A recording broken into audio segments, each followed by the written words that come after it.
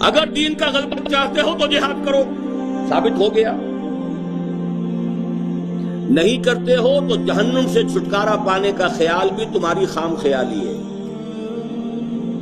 سوال کیا ہے؟ یا ایھا الذین آمنوا هل ادلکم علی تجارۃ تنجیکم من عذاب الیم۔ یہ نہیں کہا کہ اہل ایمان کیا تمہیں وہ کاروبار نہ بتائیں جو جنت کے اعلیٰ ترین درجوں تک پہنچا دے۔ کہا یہ تنجیکم من عذاب الیم، دردناک عذاب سے چھٹکارا پانا چاہتے ہو تو لازم۔ پھر عرض کر رہا ہوں، ساری خباثت مغربی نظام کی اس کے معاشی نظام میں ہے جو بدترین ایکسپلائٹیٹو نظام ہے، اور اس کے سماجی نظام میں ہے کہ جس نے بیڑا غرق کر کے رکھ دیا ہے نوع انسانی کا۔ یہودی عالمی سازش کا سب سے بڑا مظہر اسرائیل 1948 میں قائم ہو رہا ہے، اور 1 سال پہلے پاکستان منصع شعور پر آ رہا ہے۔ سمیہ رضی اللہ تعالی عنہا جس طرح ٹارچر کی جا رہی ہے، خون کھول رہا ہوگا صحابہ کرام کا۔ وہ بزدل نہیں تھے، وہ بے غیرت نہیں تھے، معاذ اللہ، نہیں، اجازت نہیں۔ جب تک دعوت کی مدھانی پوری طریقے سے چاٹی کو بلو نہ دے، مکھن علیحدہ اور چھاچھ علیحدہ نہ ہو جائے، اس وقت تک طاقت کا استعمال غلط ہے۔ حتی یمیز الخبیث من الطیب، ان اللہ طیب لا یقبل الا الطیب۔ ہمارا حال کیا ہے؟ قربانی کے لیے بکرا دینا، دیکھنا کہ سینگ ٹوٹا ہوا تو نہیں ہے، اور اپنی جانیں اللہ کی راہ میں دینے جا رہے ہیں۔ ساری کثافتیں، ساری خباثتیں،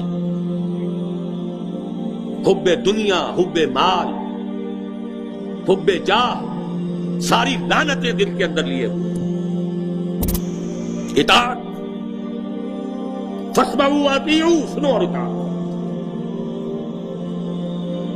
میں تو یہ عرض کیا کرتا ہوں، بہت سے لوگوں کے علم میں ہوگی بات، جھوٹی نبوت نے قادیانیت کے اندر جتنا نظم پیدا کر دیا ہے اس کا تصور کیجئے۔ کوئی جماعت ہے اتنی منظم؟ مسلمان جب جنگ کرے جہاد فی سبیل اللہ ہے، چاہے بدماش ہو، فاسق ہو، فاجر ہو، اللہ کا باغی ہو، صرف زیادہ بڑے محل بنانے کے لیے وہ جنگ کر رہا ہو، اپنی حکومت کو وسعت دینے کے لیے جنگ کر رہا ہو، وہ جہاد فی سبیل اللہ ہو رہا ہے۔ چاہے وہ افغانستان کا جہاد تھا، اور چاہے وہ کشمیر کا جہاد ہے، اور چاہے وہ 50 برس قبل کا جہاد الجزائر تھا، بنیادی طور پر یہ جہاد حریت تھے۔ ایک وقت آیا درویشی ختم ہو گئی، قاتلوا فی سبیل اللہ الذین یقاتلونکم، مسلمانوں تمہارے بند ہاتھ کھول دیے گئے ہیں۔ اذن للذین یقاتلون بانہم ظلموا وان اللہ علی نصرہم لقدیر۔